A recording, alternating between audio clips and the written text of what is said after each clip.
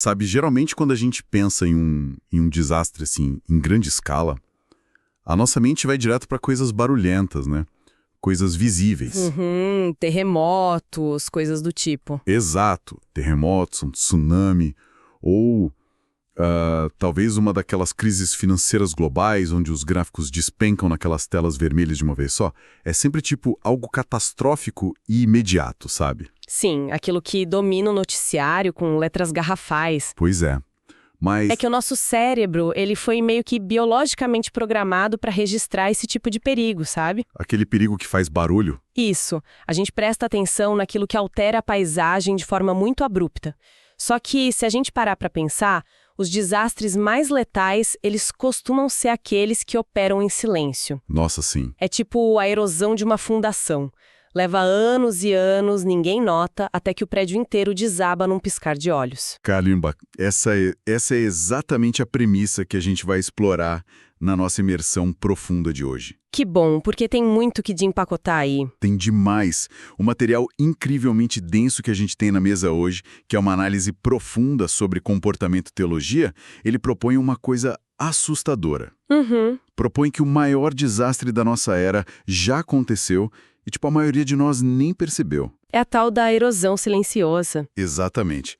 Nós estamos falando de um colapso absoluto nas nossas prioridades, o que o texto chama de uma verdadeira inversão de valores. E é interessante como ele coloca isso, né? Sim, ele diz que o pós-modernismo nos treinou de uma forma muito sutil mesmo, a colocar o efêmero no trono e a relegar o que é permanente direto para o esquecimento. A grande virada dessa filosofia, o que eu acho fascinante, é tratar a forma como a gente vive não apenas como escolhas isoladas, sabe? Como se fossem casos à parte. Isso. Em vez disso, ele trata como sintomas de uma doença sistêmica.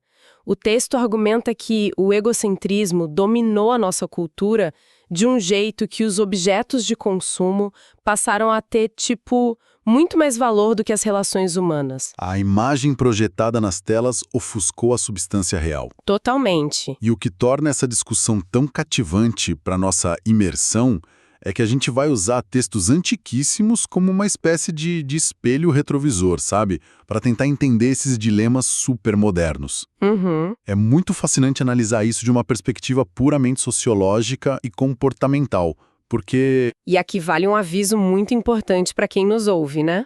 Ah, sim, com certeza. Manda ver. É fundamental a gente deixar claro a nossa regra de ouro aqui. O material que a gente está analisando contém perspectivas teológicas bem específicas. Uhum. E também visões de estrutura social e política.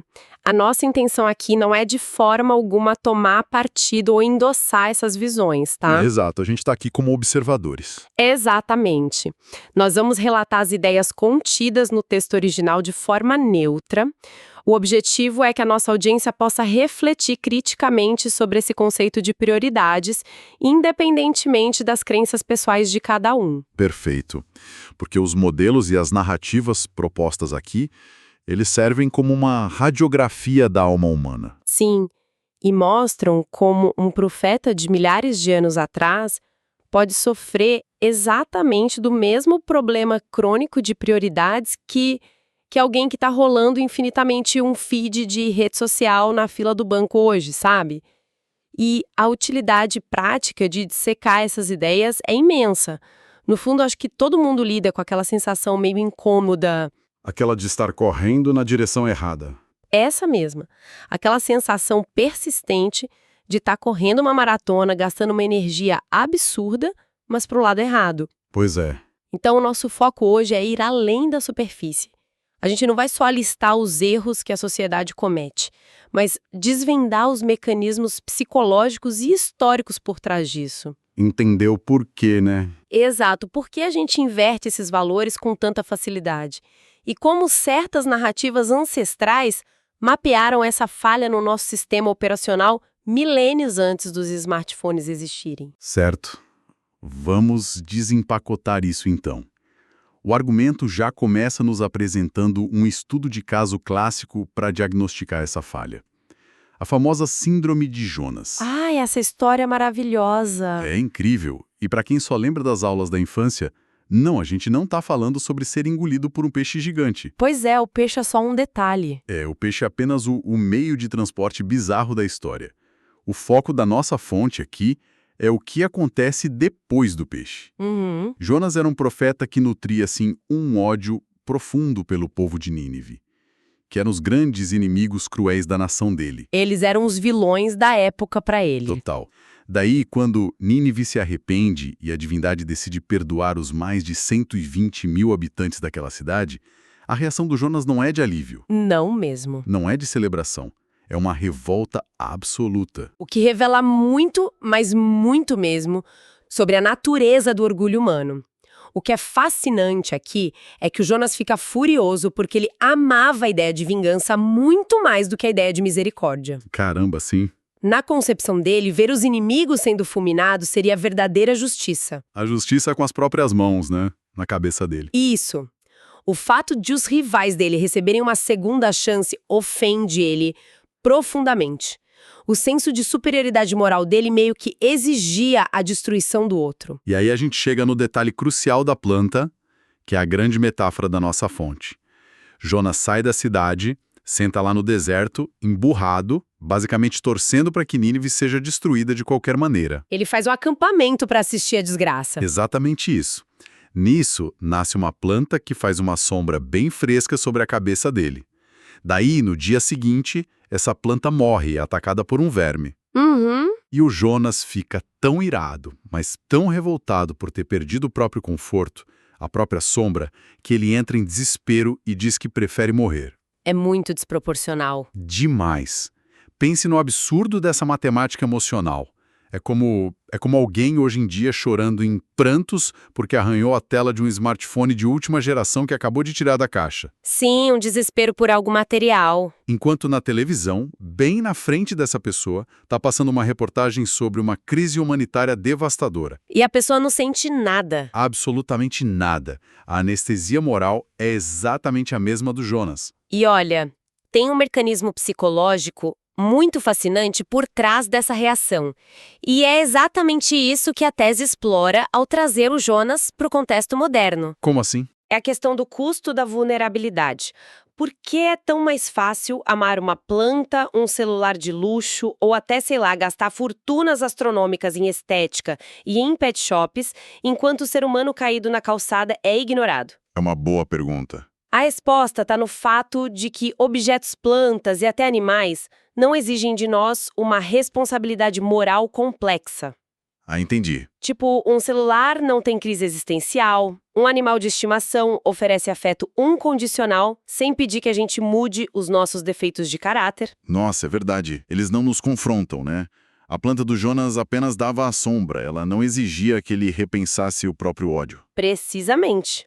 Relacionar-se com 120 mil seres humanos imperfeitos lá em Nínive exige capacidade de perdoar, exige paciência, exige ceder. Dá muito trabalho. Muito! O objeto de consumo ou a estética pessoal só alimentam o ego, eles não o desafiam. Faz todo sentido. É por isso que essa filosofia traça um paralelo tão duro com aquela parábola do bom samaritano, sabe? Onde os religiosos preferem passar reto. Isso, eles preferiram proteger a própria pureza ritual e passaram bem longe do homem ferido na estrada. O argumento subjacente aqui é que a nossa sociedade atual vive o mesmíssimo embate entre a reabilitação e o extermínio. Caramba. O coração humano, no seu estado natural, ele frequentemente prefere o cancelamento, né? Ou a punição severa do outro. Porque cancelar é mais fácil que reabilitar. Exato. O trabalho de reabilitar, de oferecer misericórdia real, custa muito caro para o nosso orgulho, que é tão autossuficiente.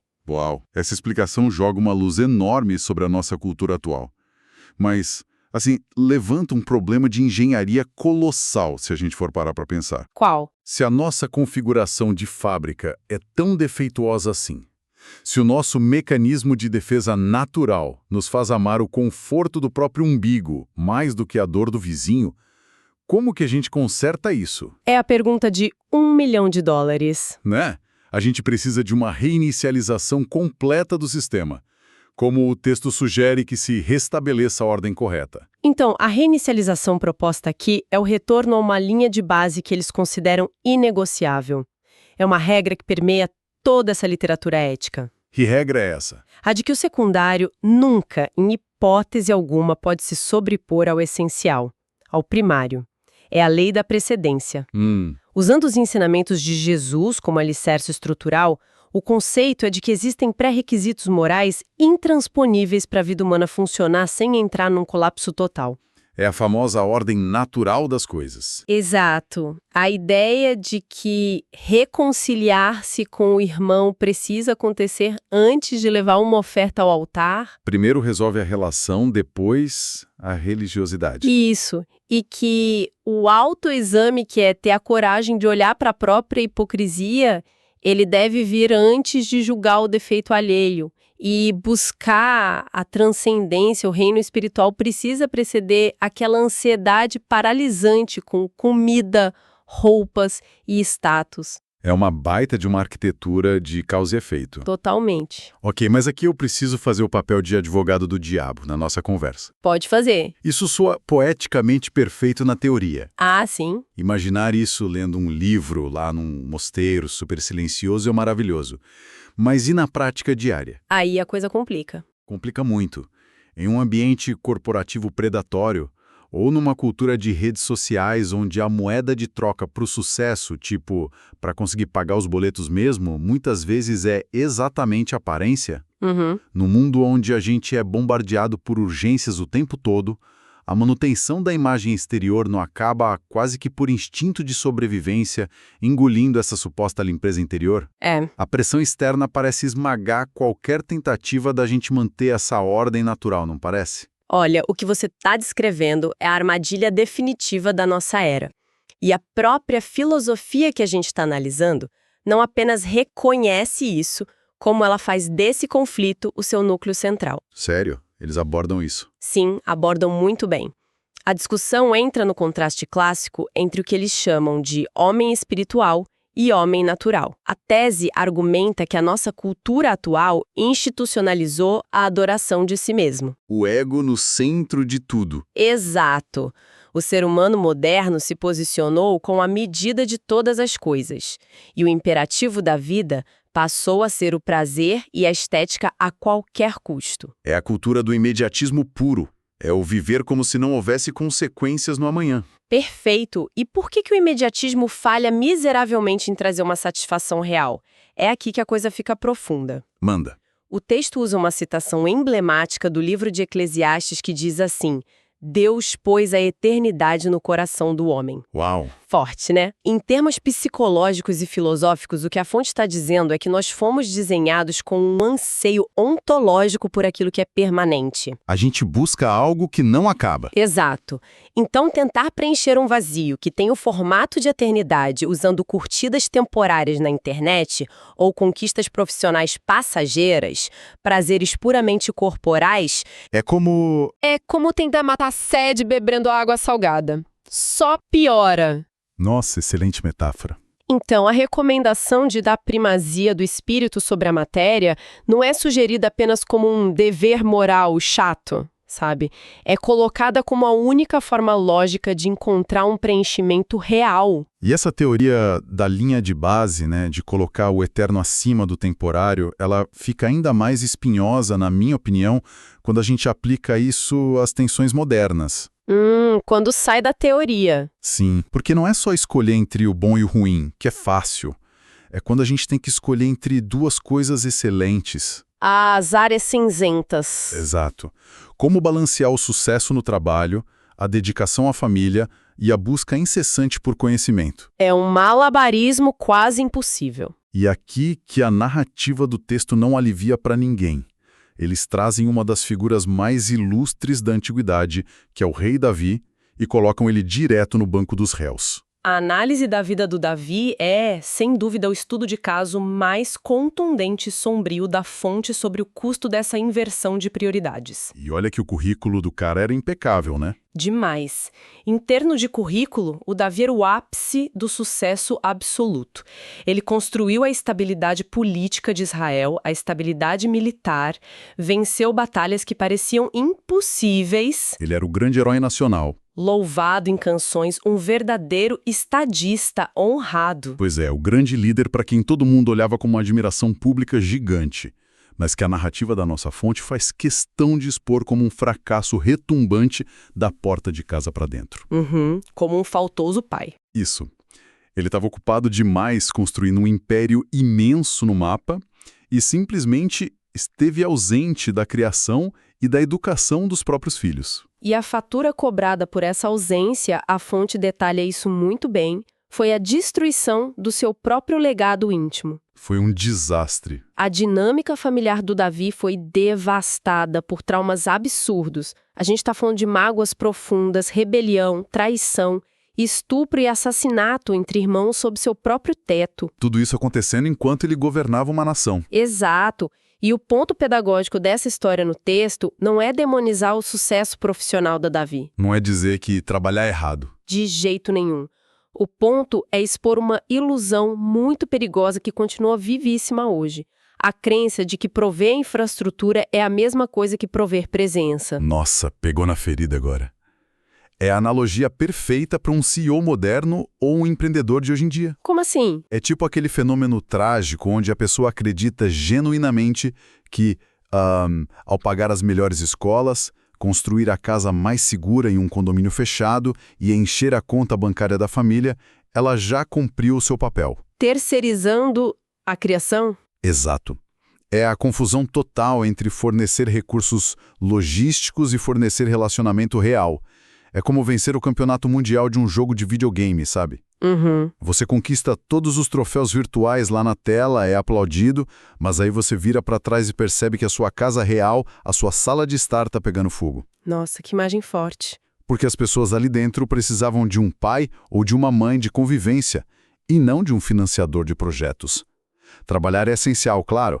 A própria literatura cristã que eles citam, com Paulo orientando os tessalonicenses, exige que as pessoas trabalhem arduamente para não serem um peso na sociedade. Sim, a ética do trabalho está muito presente lá. Mas a distinção crítica que o especialista no texto faz é que o trabalho, por mais nobre que ele seja, é a ferramenta que serve à vida e não à vida em si. É o secundário. Exatamente. O trabalho é o secundário que jamais pode usurpar o lugar primário das relações familiares, das alegrias do lar e da educação ativa dos filhos. Quando o meio se torna um fim, a estrutura simplesmente desmorona, não tem jeito. Não tem. E ainda dentro dessas armadilhas modernas que a gente está discutindo, há uma outra tensão fascinante explorada nesse material. Qual? A idolatria do intelecto. Sabedoria humana versus a sabedoria divina. E eu confesso que fiquei bem surpresa com o tom de autocrítica que os autores trouxeram para essa sessão. Verdade, eles pegaram pesado com eles mesmos ali. Foi uma das partes mais nuançadas da análise. O texto faz uma crítica aberta a um erro histórico cometido por certos movimentos religiosos, especialmente o movimento pentecostal nas décadas passadas. Eles criaram uma dicotomia meio artificial e perigosa entre a fé e a ciência. Havia uma cultura de desestimular o conhecimento secular, sabe? Um medo de que a faculdade fosse estragar a fé da pessoa? Isso. Um medo não dito de que a alta instrução acadêmica fosse uma ameaça direta à espiritualidade. Mas a narrativa faz questão de corrigir essa rota de uma forma muito, muito elegante, listando exemplos de profissionais e intelectuais de alto nível dentro da própria tradição bíblica. Sim, os exemplos são ótimos. Ela nos lembra que Lucas era um médico, investigador e um historiador super meticuloso, que Moisés foi treinado em toda a alta tecnologia e na ciência avançada do Império Egípcio, e que Salomão foi um cara extremamente culto que estudou botânica, zoologia e literatura. A busca pelo saber humano, os estudos seculares nunca foram o inimigo. De forma alguma. A raiz do problema para o texto não é a inteligência. O problema é a presunção de que o intelecto, sem uma bússola moral, pode guiar a humanidade para a luz sozinho. Ao intelecto desconectado do espírito. Isso. A premissa central ali é que a sabedoria do alto, que representa o discernimento ético, a compaixão, a percepção do que é sagrado, ela precisa preceder a instrução humana. Ela precisa atuar como um sistema de freios e a direção da sabedoria técnica. Faz sentido. Se você tem um motor potente, você precisa de um freio bom. Exato. Se a gente tiver só o avanço intelectual puro, a gente cria ferramentas de uma sofisticação assustadora. Pensa na manipulação genética, ou hoje em dia, na inteligência artificial. Nossa, o debate do momento. Sim, mas se não tivermos o arcabouço ético da sabedoria espiritual para impedir que essas ferramentas sejam usadas para autodestruição, a gente está perdido. Uma mente brilhante sem o lastro do espírito muitas vezes gera apenas uma ruína, só que muito bem calculada. É a tempestade perfeita. E olha, se conectarmos isso ao quadro geral da nossa conversa, a gente percebe que todas essas inversões que nós falamos, amar a planta em vez das pessoas, o trabalho em vez da família, o intelecto em vez do espírito, Sim, o padrão da nossa falha humana fica ofuscante de tão claro. são todos sintomas de uma miopia maior. A nossa incapacidade crônica de distinguir o que é passageiro do que é permanente. E aqui é onde a coisa fica realmente interessante. Eu me empolgo com essa parte porque a filosofia da nossa análise eleva a câmera para muito além do nível individual, né? Sim, ela olha para o macro. Ela enxerga a civilização humana como um todo. Quando a gente olha para a história dos grandes impérios, através dessa lente da inversão de valores, a ilusão do poder terreno se desfaz completamente. E o questionamento que o texto levanta nessa parte é muito poético. É poético e brutal ao mesmo tempo. Ele lista aquelas perguntas retóricas sobre a efemeridade do poder. Ele nos força a perguntar: cadê? Onde está todo aquele esplendor do Egito dos faraós? O que restou do poder incontestável das legiões de Roma? Onde está a opulência, a riqueza da Babilônia, ou a vanguarda insuperável da cultura grega? É um cemitério de soberbas. Total. E até mesmo se a gente olhar para impérios malignos muito mais recentes, maquinários de terror que pareciam indestrutíveis. A fonte cita a ferocidade de Hitler, tudo aquilo que o ser humano construiu baseado unicamente na força, na riqueza tangível ou no domínio físico, simplesmente virou poeira. Virou pó de museu. É o destino de tudo que é material. A grande tese aqui é que tudo que é exclusivamente visível e tangível é perecível. Carrega em si a semente da própria data de validade. Em contraste com as ruínas de Roma ou da Babilônia, a única coisa que não sofre essa desvalorização do tempo, segundo o texto, é a alma humana. A alma é o que permanece. Isso, por ser de natureza eterna, a alma, que precisa ser nutrida diariamente, é o único investimento que transcende o colapso do mundo físico. Faz sentido dentro dessa lógica. E é justamente para proteger essa alma do caos material que a nossa fonte propõe uma ordem de amores e uma estrutura relacional extremamente específica e inegociável. Aquela tal linha de base definitiva que a gente comentou mais cedo. Essa mesma. O texto delineia uma estrutura que funciona como uma muralha contra a inversão de valores da sociedade. E, de novo, detalhando com um tom totalmente imparcial aqui, a ordem que a fonte define como inegociável começa com amar a Deus acima de todos os amores terrenos. Acima do materno, do paterno, do conjugal? Sim.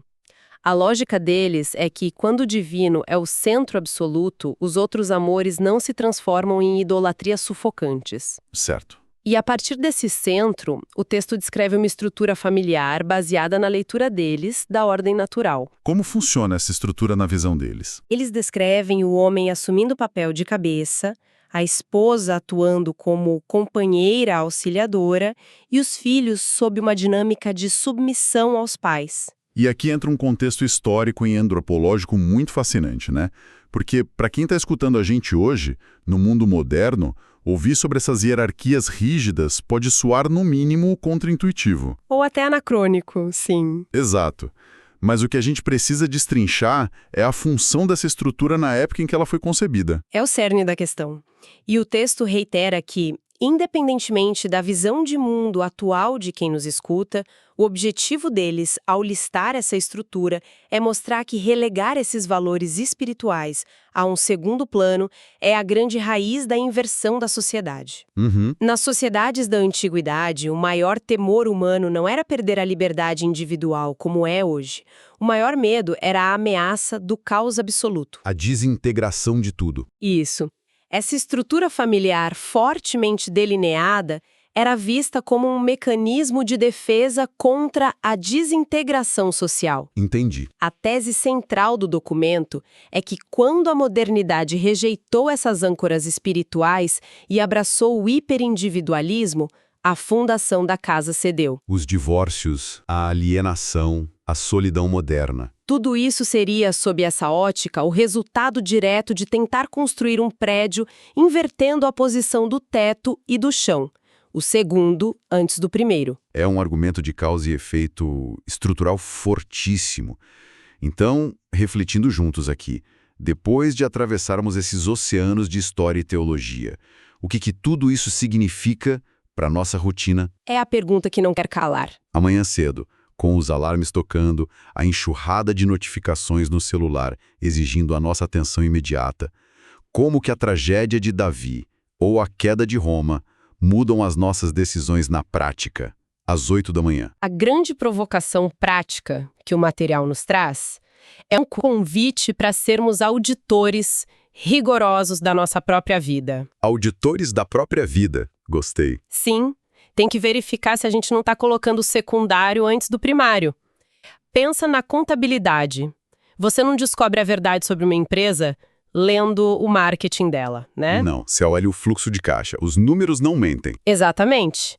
Na nossa vida, o fluxo de caixa são o nosso tempo e a nossa energia. Caramba! O desafio é fazer uma pausa todos os dias e investigar. Os recursos mais escassos que nós temos estão sendo aplicados no que é eterno ou a gente está gastando a vida inteira lustrando a prataria no convés do Titanic? Nossa, pesada é essa. Se as urgências menores estão devorando as coisas essenciais, é porque a inversão catastrófica já tomou conta da nossa rotina. Sem dúvida. Olha, nós cobrimos um território imenso hoje. E como? Foi denso. Começamos lá no deserto quente, tentando entender a mente de Jonas, aquele homem que preferiu o conforto de uma pequena planta à vida de milhares de pessoas, tudo por causa do egocentrismo.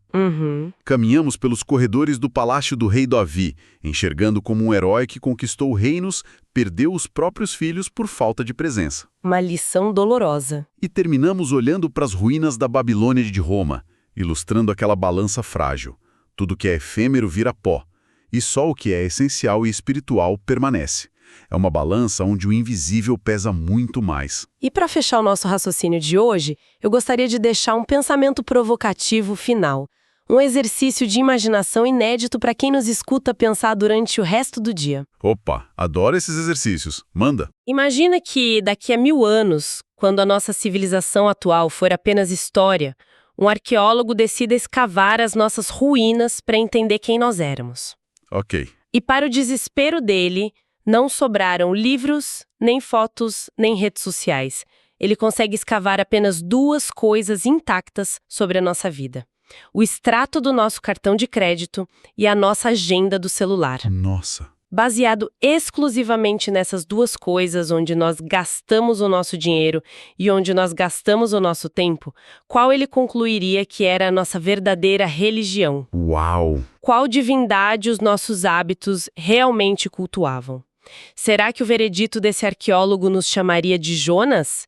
Será que ele ia ver que a gente estava abraçado com as nossas plantas temporárias, enquanto o essencial passava despercebido? Caramba! Essa imagem corta como uma lâmina. O extrato do cartão e a agenda do celular simplesmente não aceitam desculpas intelectuais, né? Eles mostram a verdade crua. Mostram o que a gente ama de verdade. É uma auditoria assustadora, mas talvez seja a única capaz de nos fazer reordenar a casa antes que a estrutura ceda de vez. Com certeza. Bom, nós agradecemos imensamente a companhia de quem nos ouve nessa jornada pelas raízes das nossas prioridades. Foi um prazer.